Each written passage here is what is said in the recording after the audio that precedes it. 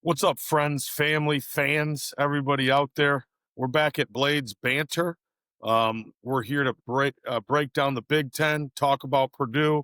We're excited. We just talked about Michigan State and beating those guys, and where we're at in the hunt for the Big Ten and where we're going to end up this season. So, Coach, hit me with your Big Ten breakdown, and then let's talk about the Boilermakers and how we beat them in the Big House. It's a night game, Coach. What's up with all these night games? I Money, mean, usually a money, money, night money, game. money, money, money. Michigan draws a lot of fans around the country. Yeah, NBC has the rights to this game. So to them, it's the most attractive game that is going to get the most viewers. There's over, I don't know how many living alumni. We have more living alumni than any other school in history, and a lot of people identify with Michigan historically. So, we're a big name in college football. Purdue has their own following, and it should not be minimized. They have a rich athletic history. They've always been a great basketball school and had wonderful coaches. And then, football, uh, historically, they called the Spoilermakers. So they beat Ohio State a couple times The in a big Boilermakers game. are the Spoilermakers. Yeah, And well, they beat us. We were number one in the country. We went down there. Coach Agassi was coaching them. They had a great back named Durking, and they beat us. We were number one in the country, and that would, I think, 1974 or five, I think, six maybe. you ever And lost to Purdue? I never lost to them. Well, I did. I was coaching then. That was the only time.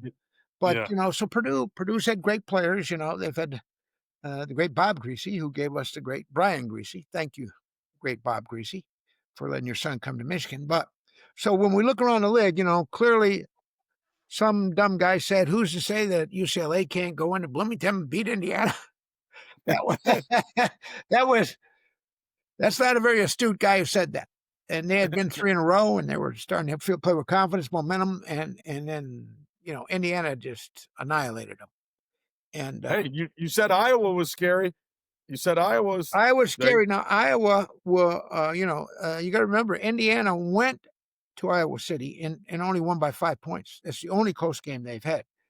Ohio State, their quarterback is completing 80% of his passes. They sat down. Now, this week they'll play Penn State in Columbus. Now, I wouldn't pick that game. I wouldn't pick them to lose, but I wouldn't underestimate Penn State rising up and giving them a battle. They have too many good athletes, too much pride. And then Oregon, clearly, down the way, Oregon will play SC at the end, I think, of the year. And then we'll find out what's going there. So Oregon with one loss is still in it. Iowa, Kurt Ferentz, give him great credit, playing great defense, but better offense. Got a quarterback from South Dakota State or someplace like that who's doing a great job for him. And then Michigan, we're on the cusp of the playoffs. There is with one loss, the way it looks, Ohio State and Indiana are headed for the Big Ten championship game. And if Oregon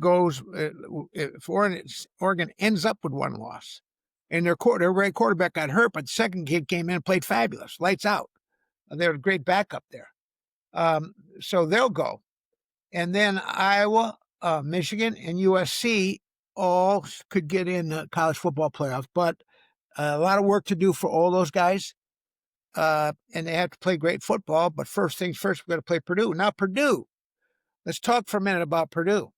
And it's going to be fun. The stretch drive here is fun. Hopefully we'll have good weather, but there'll be some inclement weather. And there'll be some of those dangerous teams. Michigan State, we'll see how they respond. They'll go up and play Minnesota. And we'll see what goes on. Maryland, we're going to play Maryland down the way. Maryland's not going to be easy. They're the most prolific offense in the country. I mean, in the conference. And they got a great freshman quarterback. So, we got a lot of work to do. And then, of course, Northwestern and Maryland, Coach. Northwestern. And, these are games, these are, upset games, potentially. And so, to get to where we want to go and play against our great rival, Ohio State, we got to win this next game. Now, let's look at them. They scored 17 points against USC. And we know USC is really talented, but they gave up 33. They scored 30 on Notre Dame, but they gave up 56. They scored 27 on Illinois, but they gave up 43. They scored 20 points on Minnesota, but they gave up 23. So 27, I think. Um, they got shut out. Their worst game was against Northwestern. They got shut out 19-0. And I don't know what happened there. And then against Rutgers last week, they lost a heartbreaker. They had the game won, and their quarterback, Ryan Brown, from Clarkston, Michigan, by the way, who's played really great and done a great job for them, fumbled the ball. They Rutgers recovered it, and they kicked a field goal while time was expiring. So they lost a game and a heartbreak. And so we'll see how they react. I told you about their coach. Their coach has an interesting background, and he was a young man and grew up in Oklahoma. He wanted to go to Oklahoma, and then ended up going to Missouri, played there, had a nice career there, ended up coming back as a graduate assistant, worked his way up, did some jobs, and went a few places as an assistant, ended up back as an assistant at Missouri. And then when Gary Pinkel had to retire unexpectedly, Gary Pinkel, who played at Toledo, and a fellow that I know and was a great coach, because of his health, they made him the head coach at 38 years old. Now, he did have an 8-5 season, and he had another winning season, but he had 3 losing seasons in there. So they let him go. And then he resurrected himself at UNLV. Was a defensive coordinator at Arkansas and did some other things. Then he got the UNLV head job there. And then he had 2 outstanding seasons. Number one, the first year there was 9-5, first in the country. And then the second year, I think it was 8-4. And if you remember, he played 2 years ago at Michigan Stadium. He brought UNLV in here. And I forget what's the score. I think we put 31 on him. And the defensive coordinator who's with him now was with him. So he's put together a great staff, and he's resurrecting a program that was 1-11 last year. 1-11. So they were decimated, but he's coming back. I think they're going to react to this loss, this devastating loss as time expires when you fumble, when you have the game won, and victory was snatched from their hands. I think you'll see them react. And I think they'll be tough to beat. They have a big, strong running back, Maccabee. They have some good receivers. Tuggle, kid named Michael Jackson, the third, I think, who does everything for him. He catches the ball, and then he returns kicks. He's great kick returner, 28 yards of kick return. So they have good athletes. Their linebackers lead their team in tackling. They are. I always say you got to be balanced to have a great offense. They are as balanced as you get. They pass the ball 51.6% of the time, and they rush it 48.4% of the game. Now, where they've been bad, they're scoring almost 23 points a game, but they're giving up. And I talked about that as I went through the list of their opponents. They're giving up 27.8, so they're giving up more. And interestingly enough, it's mostly passing yards. They've been they haven't been bad against the run, and of course that is our strength. So the matchup might be in Purdue's favor. It's going to be a night game on national TV. They're going to be motivated, highly motivated. This guy's been around, Odom, their coach. He's been in Michigan Stadium before. And so I think we're going to be prepared for a real tough battle. They're all going to be tough. Down the stretch, it's tough. And if you look towards the end, if you look out too far, someone's going to catch you, So what you have to do is you have to really prepare well, and Michigan's got to play their football game. They got to continue. Now, where Purdue also has been bad is we had that one fumble by Justice Hayes, but when if you want to talk about Bryce, he's thrown 2 interceptions. 2 interceptions. Their kid, Brown, who's a Clarkston kid, I want to reiterate that. They've had a great program. Great program. He's thrown 7. So they are minus 1.4 on turnover differential. We are plus 1.1. That's a big difference.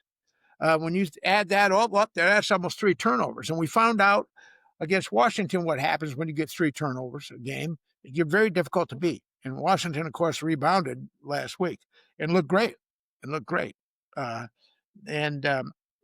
a great punter. And I talk about the importance of net punt. He punts at 43 yards for net punt per punt, and that has everything to do with field position. And field position, of course, is critical. We want to have short fields, and we want them to have long fields. The longer they have to go against our defense, we have. I don't know what we have. I think. Let me see. I have it down here. We have 53 tackles for loss, and 20 sacks, and I don't know how many pressures we have.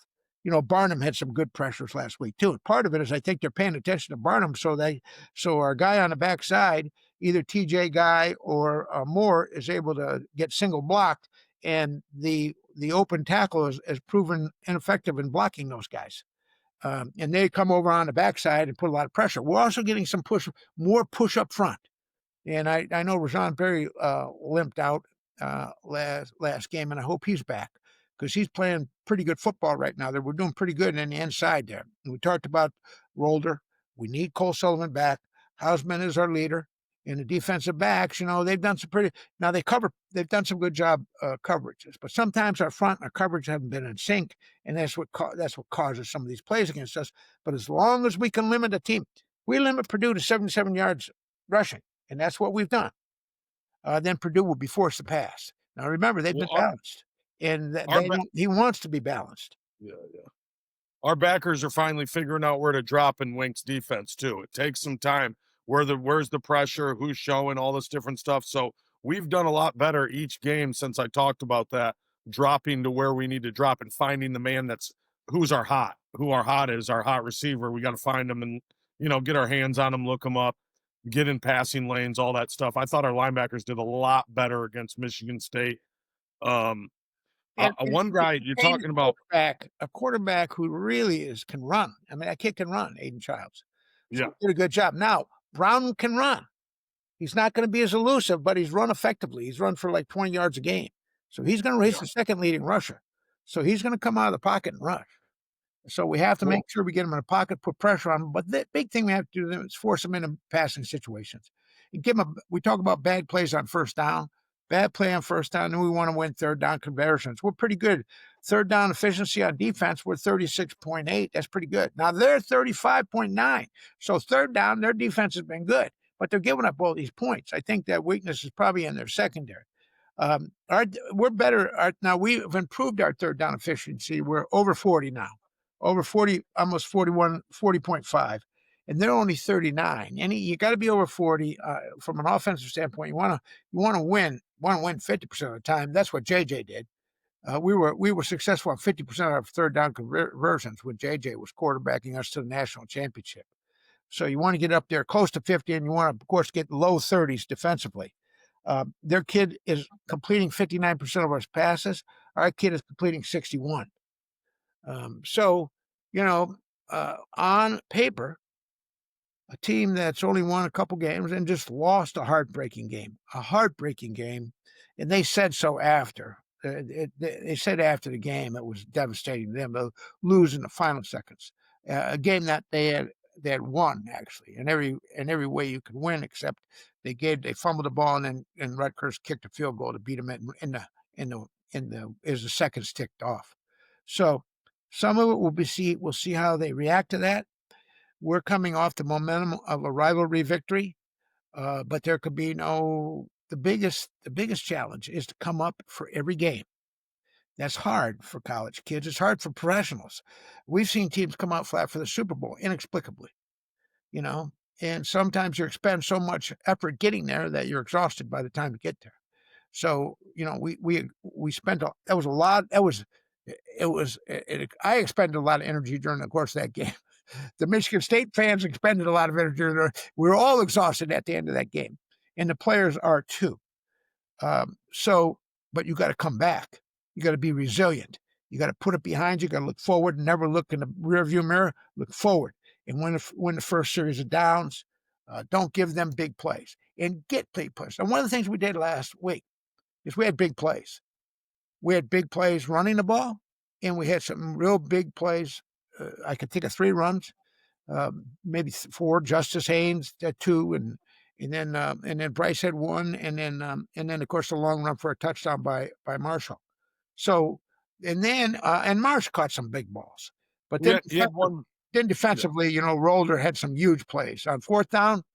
He had made some remarkable plays, and then of course so did Moore. Came up with some big plays. So we're making big plays on both sides of the ball. Now it's consistency, being excellent, and being executing every play, and being highly motivated for every game, and coming back up. after this victory. See, sometimes teams have a big victory and then they're all of a sudden they come back and they're lackadaisical. You saw There's SC. a hangover. Well, you Yeah, saw SC do that. They didn't want to play Notre Dame. They were excited about their victory over us, and they didn't. They just, they weren't mentally right for that game. And then they got, and they played against a very fine team. And by the way, Notre Dame is on the cusp now with 2 losses, and there's a chance they could get in if they can win out. they're back in the top And 25, then we got coach. Memphis. Navy is undefeated. Memphis is going to be one of the big five five schools go. And then when you look over there on the other side at SC, well, I think Texas Tech and BYU are the Big 12. And then so you start to add up, you got 12. You got 12. Starts to add up. And then you've got several teams in the SEC, Alabama, and then you got Georgia, Alabama, uh, Ole Miss, Texas A&M. Texas A&M's undefeated. And then Vandy. And they got Vandy. So we got to be ready. If we want to get into that, we're on the cusp. So is Notre Dame. You got to do work to do. And that starts on Saturday night in the big house on national TV, which is great. Because anytime you're on national TV, there's excitement. People come around, the announcers are around, all the people come around, sports people, sports writers. It creates a sense of excitement among the players. So we got to be ready. Yeah, We got to be at our best. We got to cut some of these mistakes out. We can't. Our best player can't fumble the ball at the end at a critical time in the fourth quarter, which gave hope to Michigan State. Can't do that. Now, Michigan State, we gave them a touchdown at the end that really didn't matter. They earned it. well, They did. it mattered to everybody that was gambling. They covered. Oh yeah. Well, I forgot. Michigan, Didn't Michigan, Michigan matter. State's I the didn't bet on the game, so it didn't matter to me. Michigan State's the king of the cover. I got enough invested in these games with Michigan. If I put money on it, it really made my heart palpitate. So, Well, yeah, no, I'm excited to see. I mean, they even have a good edge rusher at Purdue. God, what is his yeah, name? Madden? they've had a lot of sacks. They have 20 sacks. Yeah, Madden has been a big time player for them. I'm excited to see how They're they not try to devoid run of the ball. talent. They are not devoid of talent. They're Yes. going to be coming here, and they got a coach who's experienced now, has wisdom, been around, been a head coach, did great and then did great coming off winning records at UNLV. I mean, and a pretty good quarterback, young Ryan Brown out of Clarkston. So with that Maccabee is a big time running back too. Now we have the best 2 running backs in the conference, in my opinion.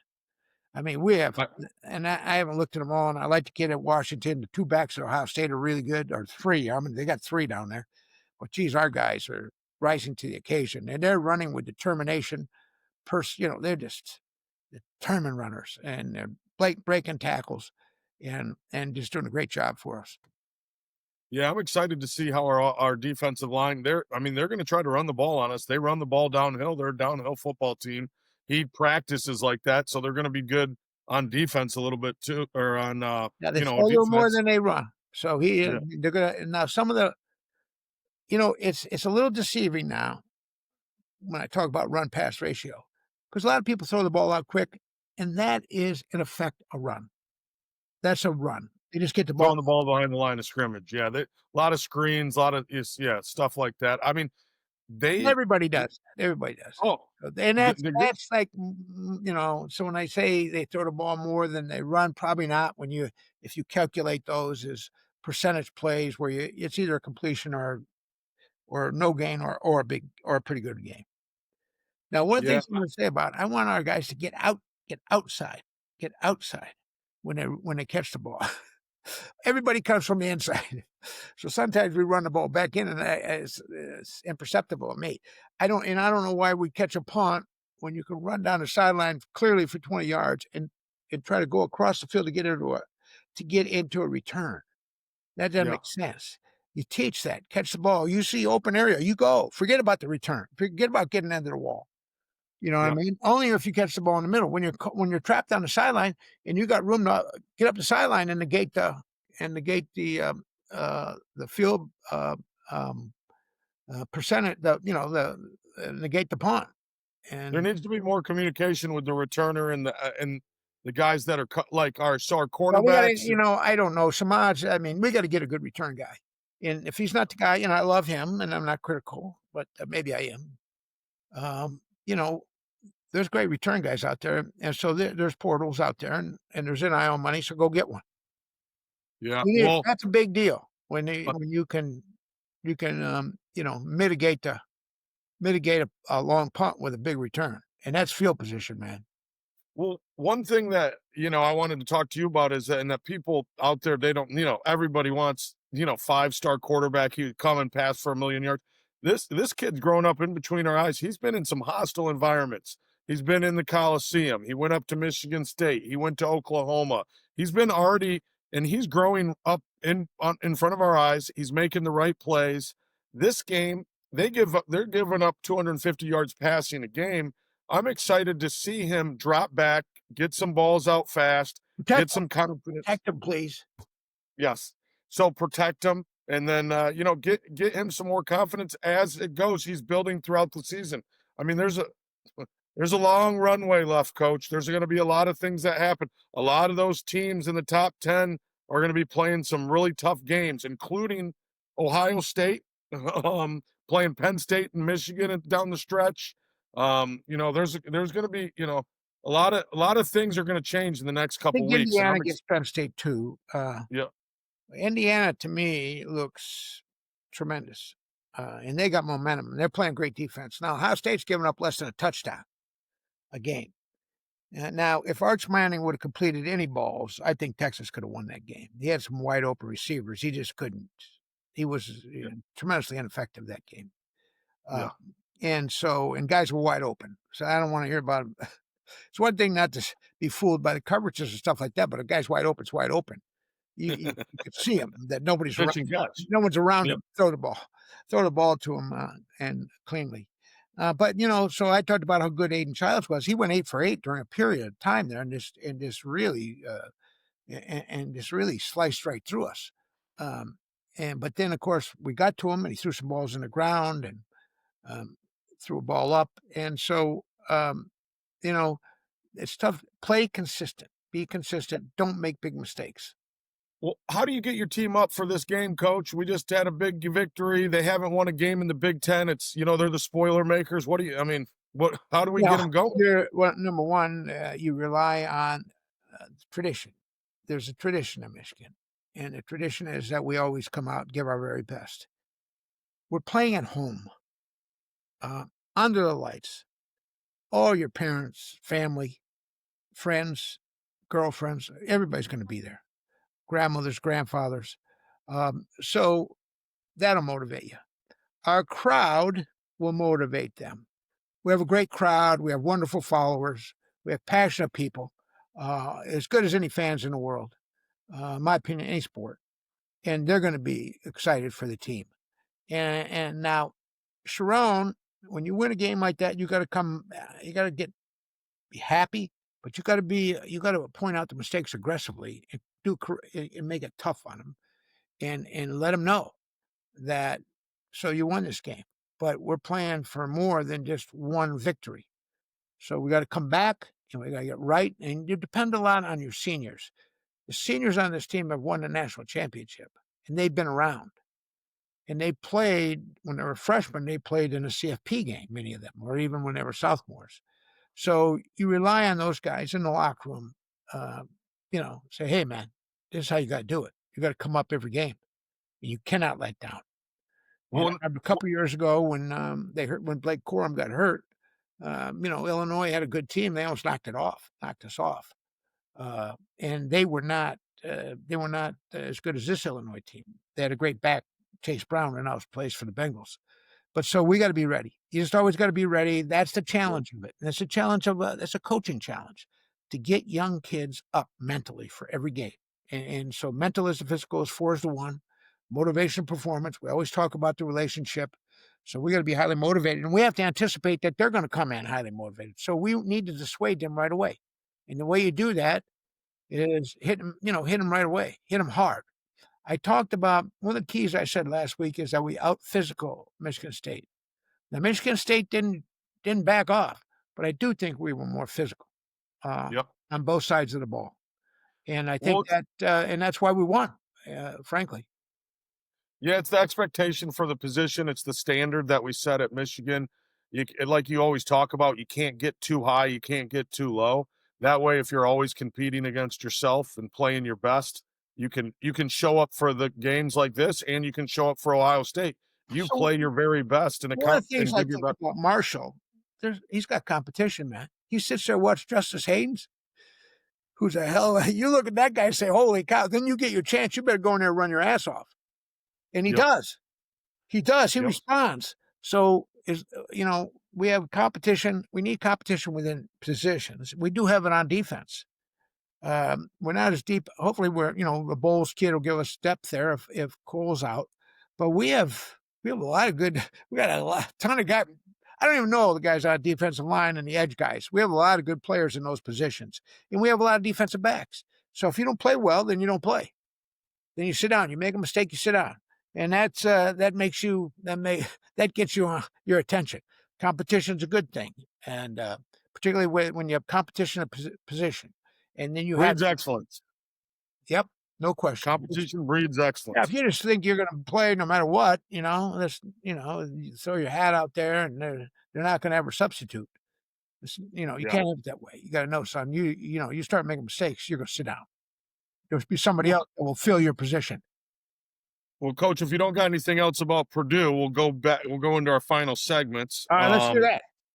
All right, sounds good. I love Well, Purdue. I love the Golden Girl, Girl in Black. I love those. I love the band. Uh, Boilermakers. They do have a tradition, and that's one of the things they've embraced. So we got to be ready. okay, so we'll start off with the truth serum. Um, Give me your truth on this, Coach. Give me the truth as a coach, as a I didn't player. do it. The truth, sir. So, what do you? I deny it.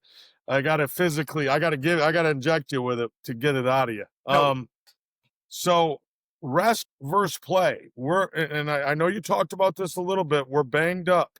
We can get healthy this week. This is a team that hasn't won a game in the Big Ten. We're going down the stretch where we play Northwestern, Maryland, and Ohio State. What do you do? What's your truth? Do you play your guys and you toughen them up and keep going throughout the season, or do you hope to get up early and take them out, or do you rest some guys and try to I get them wouldn't play healthy? anybody unless they've earned the right to play at this point in the season. And these games are never over till they're over, and so you keep playing. Now, when you got to play like with Justice Hayes, let's say we're headed in the fourth quarter and his ribs are hurting, then you don't, and you got Marshall in there. There's not a big drop off. So you're judicious about that.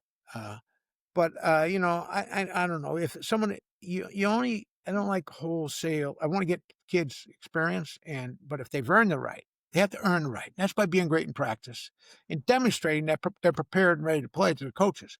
So that's up to the coaches. We have a lot of depth, so Wink's comfortable playing a lot of guys. And some other positions maybe we're not as comfortable. But I think that right now we got to win this game, and we got to win it convincingly, and get better and do all the things better that we do. And then I think, like we have a lot of good young tight ends, so they've already proven they can do it. So let's let them get in there at the time. Well, they can get in there anytime. I wouldn't be afraid of playing any of those guys. They proved that against Washington.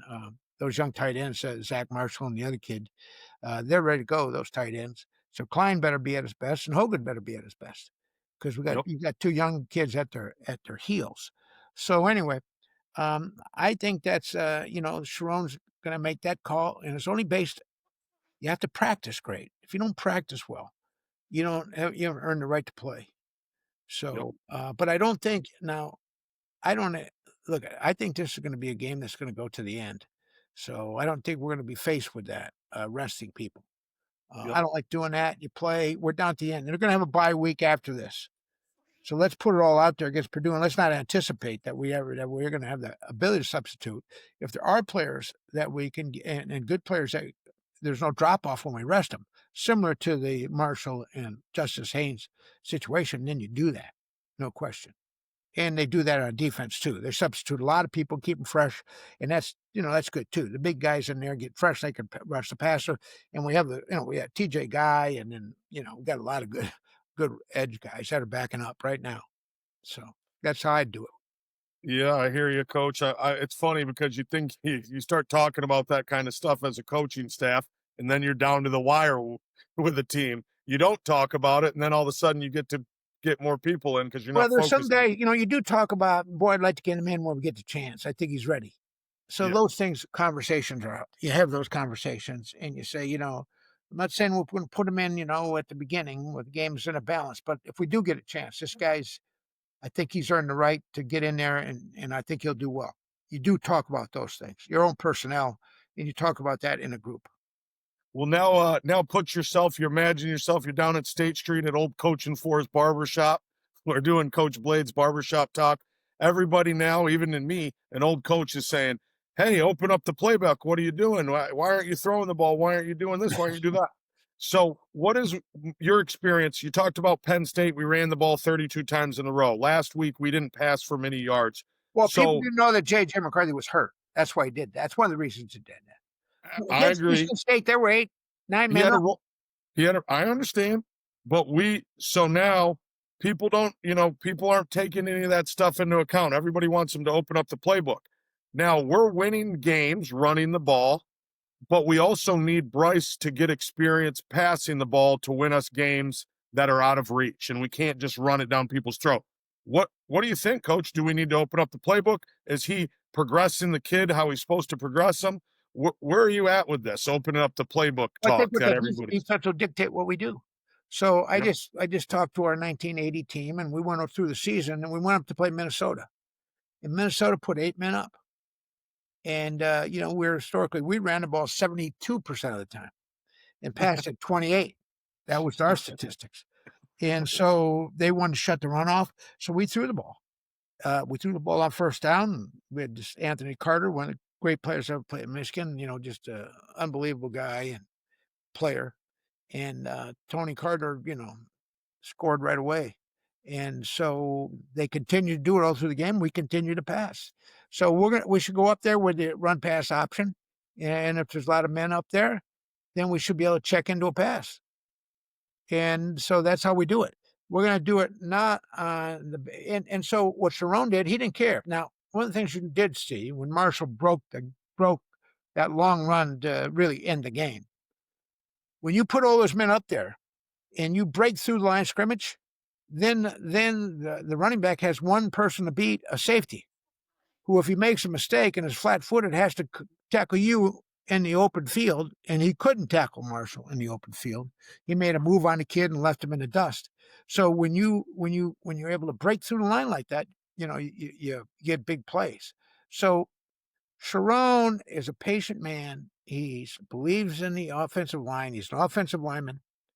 And so how he beat Michigan State and he put the game away.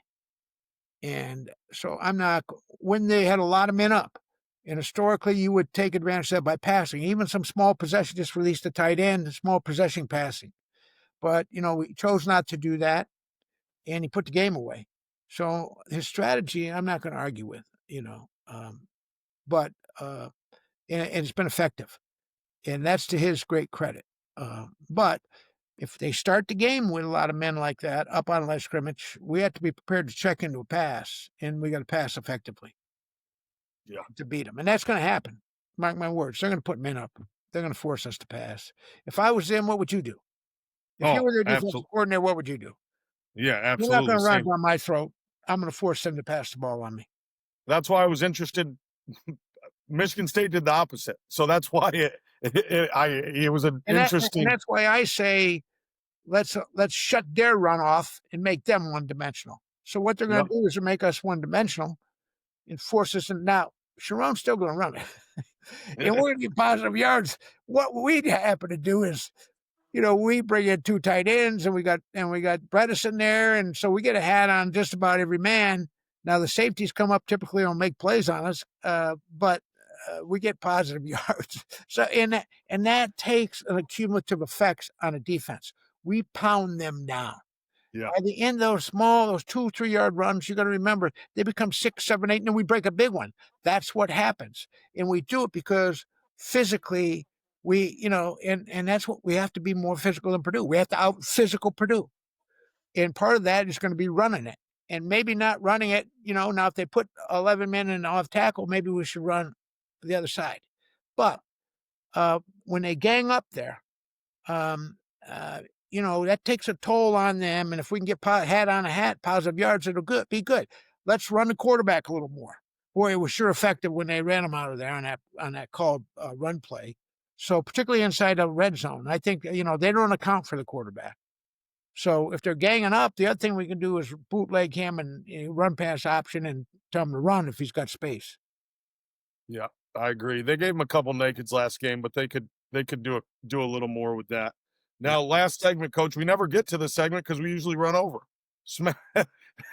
Smash, smash mouth segment. So smash, Coach Sharon has always been the smash. That was his offensive line smash. Yes.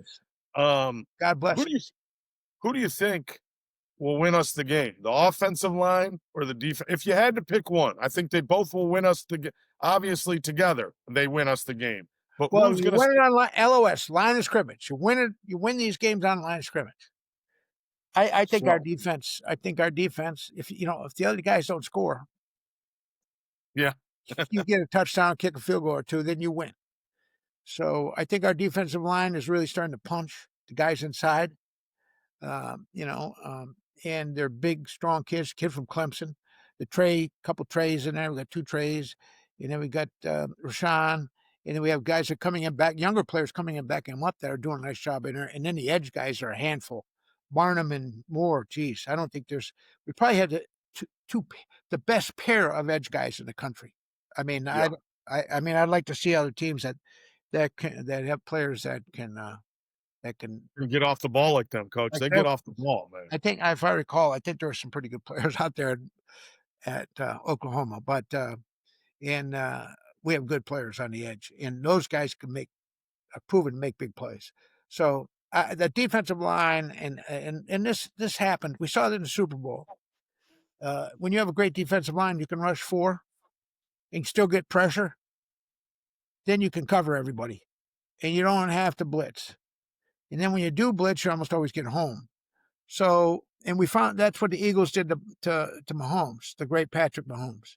Yeah. And that's what, frankly, we did to Ohio State last year. Those 2 tackles of ours, Graham and Grant, I mean, they just Well, pulverized the Ohio State line, all of whom were drafted high by the National Football League. That's how yeah. good those 2 guys were. And and the edge guys were great.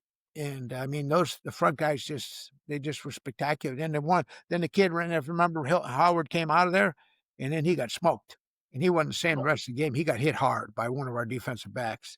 So, I would count on, if the defense can shut them down, I would say they can win the game. I want the offensive line to dominate. They're getting better. They're moving their feet. They're giving great effort, and they're getting better. Yeah. And I like Frazier. I like the big Frazier. I think he answered the bell, and it's proven to be perhaps an improvement.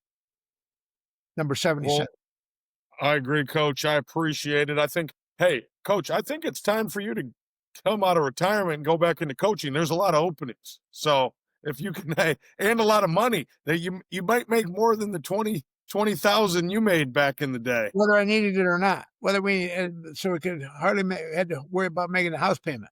It was crazy. That was crazy. We're beating everybody all the time and filling the stadium. It really was kind of unfair as I look back on it.